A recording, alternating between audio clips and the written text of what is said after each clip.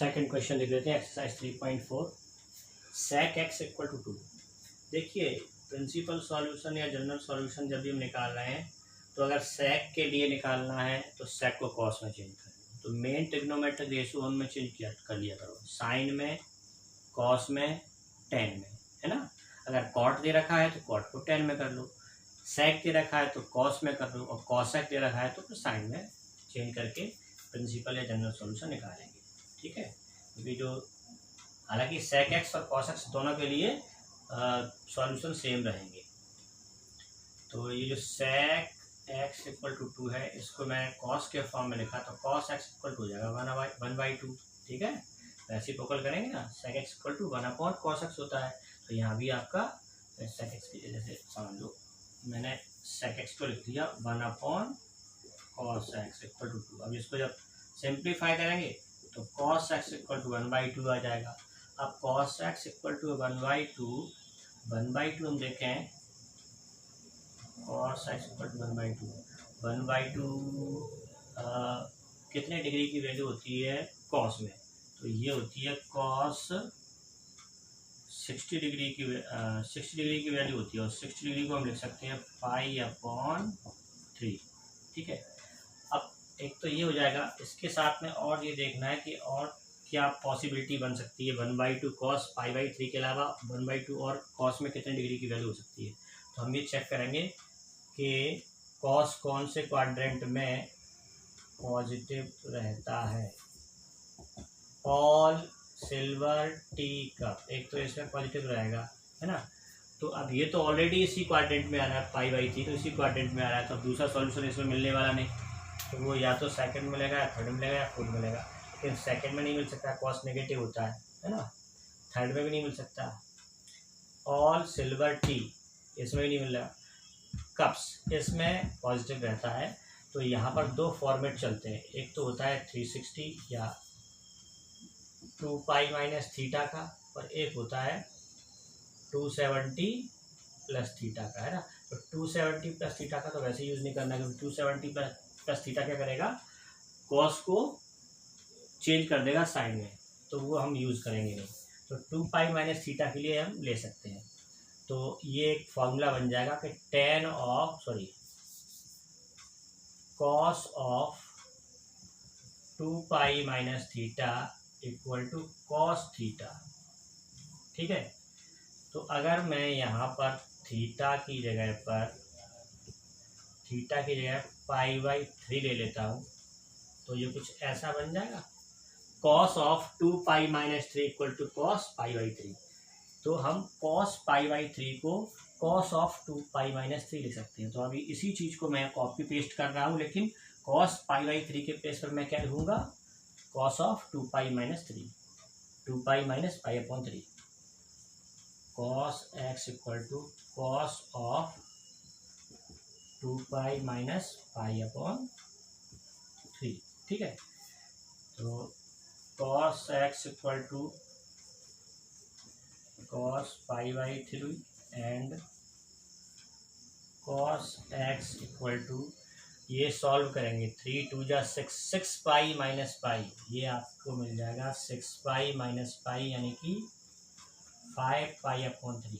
तो एक सॉल्यूशन तो यहाँ कंपैरिजन करने पर मिल जाएगा, this implies x equal to π/3, and दूसरा आपको मिल जाएगा 5π/3। वो इसलिए कंपेयर करने से मतलब ये नहीं कि आप cos से cos कट कर दें, कभी भी ट्रिग्नोमेट्रिक रेशियो इस तरह से कट नहीं करते, है ना। कंपेयर किया है कि इधर भी cos है, इधर भी cos है, तो जो एंगल cos के इधर LHS वाले cos के साथ में है, वही एंगल, उतना ही angle, same angle right RHS वाले cos के साथ में होगा, यानी कि ये आपस में एंगल्स इक्वल हो जाएंगे। ठीक है, ऐसे ही cos x equal to cos π/3 का मतलब ये है कि x इक्वल टू इधर वाला एंगल, इधर वाले एंगल इक्वल। और कभी ऐसा कंपेयर नहीं कर सकते कि इधर cos है, cos x equal to sine कुछ भी लिखा हो, sin y, तो आप x इक्वल टू y लिख दो, ऐसा नहीं लिखते। दोनों तरफ सेम एंगल होना चाहिए। ठीक है, cos के साथ में, sin के साथ में, कंपेयर करने के बाद फिर एंगल इक्वल एंगल लिख देते हैं। LHS का एंगल इक्वल टू RHS का angle if in both side we have the same trigonometric ratio. ठीक है, तो यहाँ पर आपको x इक्वल टू π/3 और 5π/3 ये दोनों वैल्यूज मिल जाएंगी। अब ये एक बार ये भी इंश्योर करना है कि ये जो हमने वैल्यूज दी हैं ये उस 0 से 2π के बीच में आ रही हैं कि नहीं आ रही हैं, चेक कर लेते हैं। सिंस ये तो समझ में आ रहा है π/3 belongs to closed open interval 0 to 2π and 5π/3 also belongs to close interval 0 to 2π। ये मैंने कैसे दिया, ये तो समझ में आ रहा था, ये फर्स्ट क्वाड्रेंट में था इसलिए इस इंटरवल को बिलोंग करेगा। 5π/3 इसको बिलोंग करेगा, हम अंदाजा लगा सकते हैं। π/3 का मतलब 60 डिग्री है ना, 60 × 5 कितना होगा 300, और 300 आ रहा है 0 से 360 के बीच में आ रहा है 300, तो वो ये भी therefore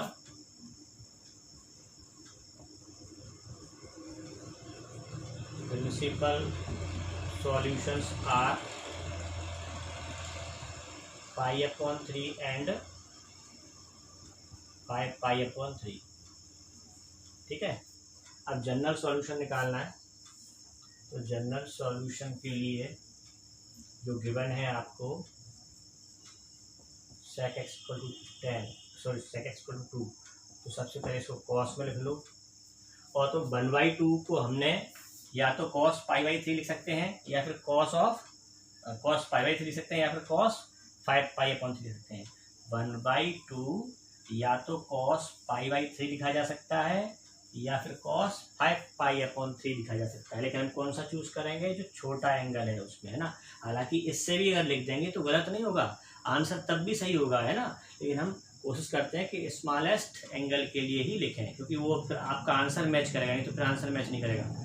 बेसिकली अगर देखा जाए कि आप किसी भी एंगल के हिसाब से जनरल सॉल्यूशन लिखो, आपका वो जो जनरल सॉल्यूशन मिलने चाहिए, जो उसमें जितने भी सॉल्यूशन मिलने चाहिए वो सारी वैल्यूज इससे ही मिल जाएंगी और इससे ही मिल जाएंगी। ठीक है, तो हम स्मॉलेस्ट वाला चूज कर लेते हैं, तो यहाँ पर 1/2 के प्लेस पर लिख देंगे cos of π/3, और फिर कौन सा फॉर्मूला लगाएंगे, cos x = cos alpha, cos x = cos alpha, then x = 2nπ ± alpha करके आपका सॉल्यूशन आ जाएगा। ठीक है, since cos x = cos alpha implies x = 2nπ ± alpha. अब यहाँ कंपेयर करेंगे तो अल्फा क्या है, यहाँ पर अल्फा है π/3, 2nπ plus and minus π/3, it is the general solution where n belongs to z, ये लिखना पड़ेगा आपको साथ में, है ना। तो अब ये जनरल सॉल्यूशन है, और इस जनरल सॉल्यूशन से सारे प्रिंसिपल सॉल्यूशन यहाँ से लिए जा सकते हैं। अगर आपने n के प्लेस पर 0 लिख दिया तो आपको वैल्यू मिलेगी प्लस एंड माइनस π/3, है ना, प्लस π/3 एंड माइनस π/3। तो प्लस π/3 भी इसका सॉल्यूशन है और माइनस π/3 भी इसका सॉल्यूशन है, लेकिन π/3 आपका इस इंटरवल में आ रहा है, इसलिए π/3 को तो प्रिंसिपल सॉल्यूशन बोल सकते हैं, लेकिन माइनस π/3 को हम प्रिंसिपल सॉल्यूशन नहीं बोल सकते, है ना। ऐसे ही जो सेकंड हमारा प्रिंसिपल सॉल्यूशन था 5π/3, 5π/3 n की वैल्यू क्या लेकर आएगा बताइए। अगर हम n के प्लेस पर 1 लिख लें, है ना, n के प्लेस पर 1 लिख लें तो 2π प्लस माइनस π/3 होगा, और प्लस माइनस में हम कौन सा साइन कंसीडर करें, माइनस साइन, है ना, क्योंकि प्लस माइनस बता रहा है कि आपको एक वैल्यू प्लस के साथ में मिलेगी, एक वैल्यू माइनस के साथ में मिलेगी। तो जब अपन माइनस की वैल्यू यहाँ कंसीडर माइनस लेंगे और n की वैल्यू 1 लेंगे तो ये दूसरा वाला जो प्रिंसिपल सॉल्यूशन है हमें यहाँ से यहीं से मिल जाएगा, और इसके अलावा और भी बहुत सारे सॉल्यूशन इसमें इंक्लूड है। तो जनरल सॉल्यूशन मतलब जनरल एकदम समझ लीजिए जितने भी सॉल्यूशंस हो सकते थे वो सारे हमने यहाँ पर एक शॉर्ट फॉर्म में लिख दिए हैं, एक इंटीजर को यहाँ पर लेकर, है ना। जितने इंटीजर्स उतने ही सॉल्यूशन, बल्कि उससे ज़्यादा हो सकते हैं कि यहाँ पर प्लस और माइनस दोनों आ रहे हैं, तो जितने भी इंटीजर्स हैं उसके डबल सॉल्यूशन आपको यहाँ मिल जाएंगे।